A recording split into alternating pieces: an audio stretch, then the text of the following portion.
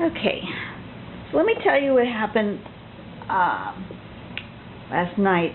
I was thinking, oh, I'm going to get up in the morning and I am going to do another daily tangle. And then I had this dream. I had a dream about Mookas. I know that sounds really strange, but I had a dream about Mookas, and so I thought I would give a little lesson on Mooka and the variations about Mooka, and I was feeling Millie, you know. Anyway, Mooka is a tangle that is one of those ones where if you start out, you can do the whole thing without ever lifting up your pen.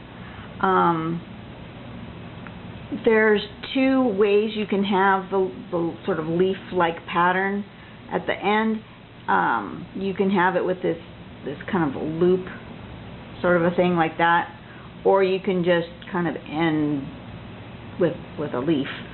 I prefer the loop. You know, you guys can do whatever you want. Just put your pen down somewhere. Let me make sure I'm in frame. Hang on a second, because I can't really tell what I'm doing. Okay. Put your pen down, and I'm using the big Sharpie today because I want it nice and bold so you can see what I'm doing.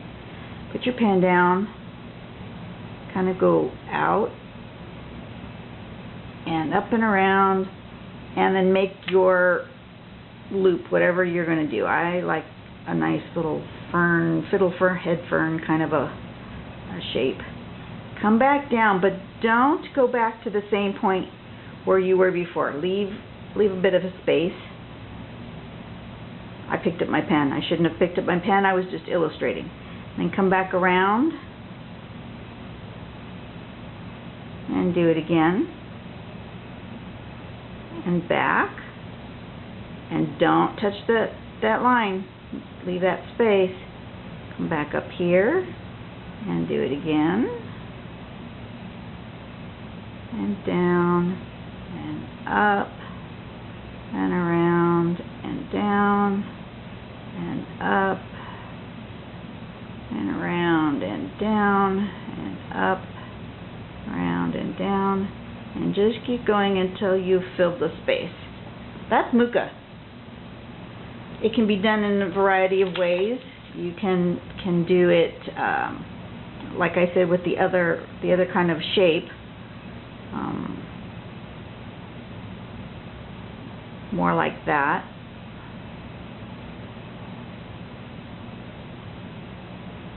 This also is a Mooka. You can pick up your pen if you want, if you're going to draw behind like that.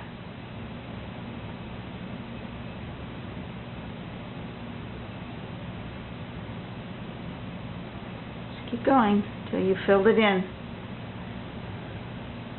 Interesting thing about Mooka is that when you then go to either color or shade it, you find that you have yourself a little bit of a dilemma, because your positive, what looks like a positive shape here, becomes the negative shape at the bottom. So if you went to color this in, it would all be one big colory mess. You know, there's no end. It's so usually, instead of shading from the bottom, because what you'll tend to end up doing is making, you know, that piece, this piece here, if I was to color this in all the way, that piece there, if I go down and I come up here, it's not, this was in the positive, but now on this side it's in the negative. Happens the other way around too. If I'm in the positive here and I come down and I go to color into the negative, it's just weird how Mooka works. So usually what I'll do is I will shade just at the top up here. I'll give you that as an example real quick with a marker. I will just do that, and I won't do down in here because that for me creates a visual problem. So let me show you one where I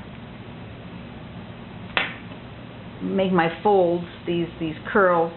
Some of them go the other direction. You can lift up your pen and overlap.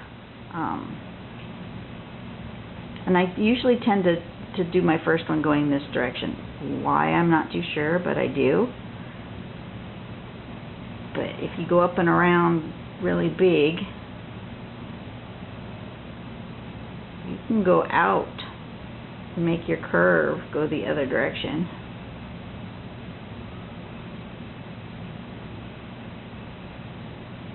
But see, then you then have to lift your pen. I mean, so I guess it's Mooka inspired, because this is technically the Mooka without picking up your pen. You do have to pick up your pen, because then you have these shapes that you can come up and around. But it's just organic, you know. It's alive. It has movement. But this here is the traditional official way to draw it. But I like doing it like this, with these sort of just fronds going whichever direction they kind of feel like going. But that is different. But anybody who has this on their tile, they will recognize that as a Mooka shape. I actually prefer it like this. So, you know, you guys do what you want to do. I just thought, I don't know why that Mooka just came out and said that you needed to be shown to the world. Let me go back over here and do one, a traditional, more traditional like one.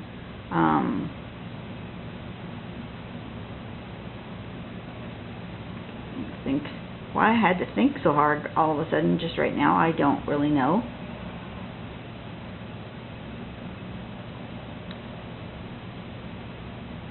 I'm going to go ahead and go around and under.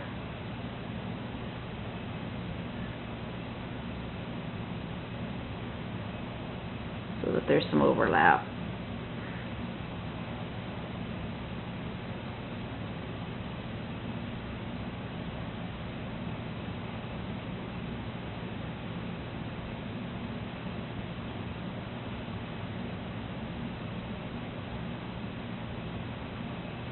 Like that.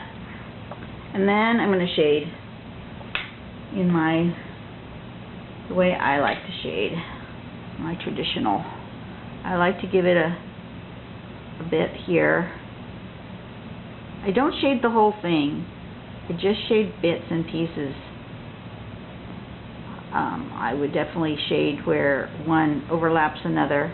And I think I'm going to make it a nice deep shadow like that. Same thing here. Nice deep shadow on this side. A little bit there. But then maybe here where the curve is. Maybe here. A little bit here. A bit here. On this side. A bit there. Yeah. Whatever. Give it a little bit of something something.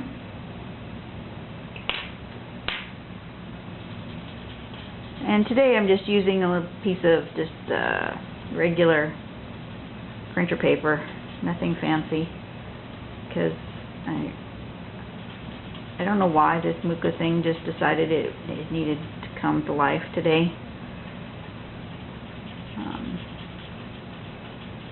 If anybody, if nobody's seen Mildred and what she was doing before she passed, and the life that she was leading in the Zentangle community, I encourage you to go visit her blog. I believe it's still out and about in the world. I'll find it and put a link in the notes.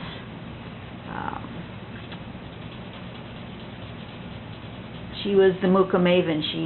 Mooka is is the tangle that she identified with. And there may be in your life as a tangler that you'll find a tangle that you just identify with, that it's like your signature tangle. And that's really cool if you come across that.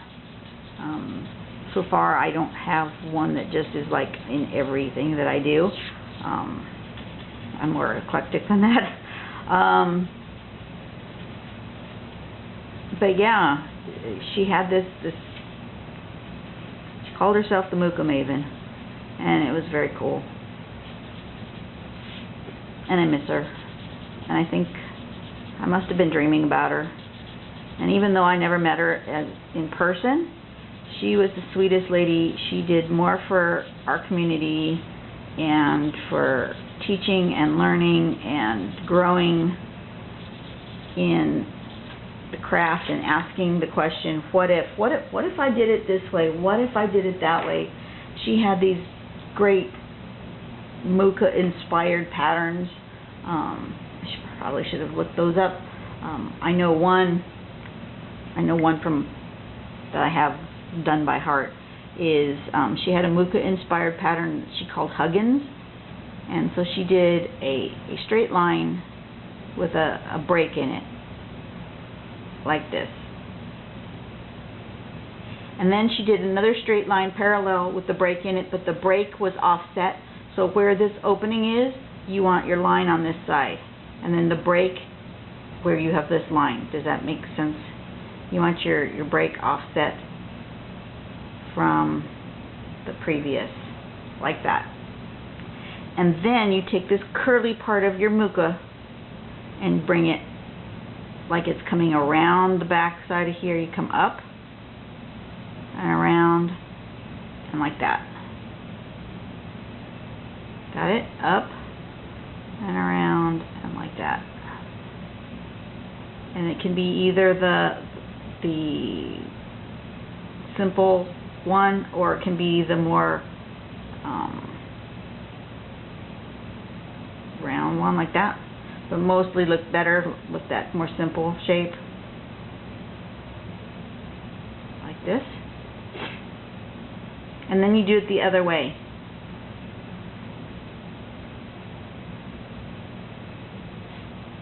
I'm going to do one that's more curly because I have one that's curly there. So you want, you want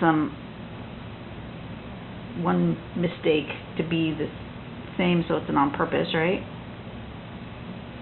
But I like it more like that. That's what she had envisioned, is Huggins. And now it looks like you've got your Mooka just hugging on a stick or a vine.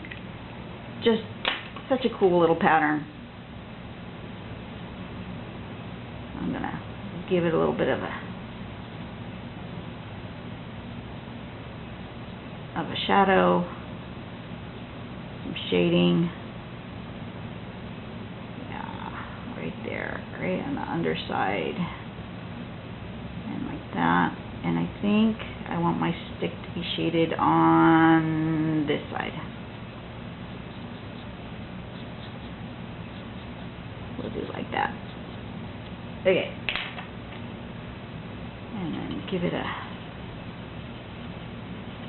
good blend.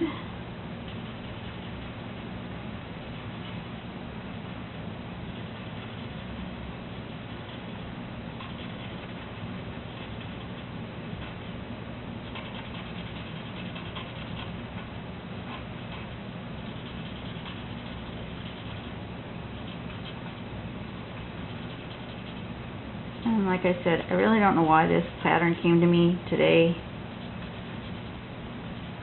It just needed to come out.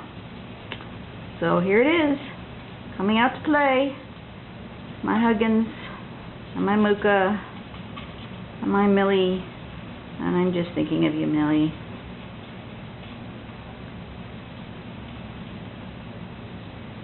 There it is.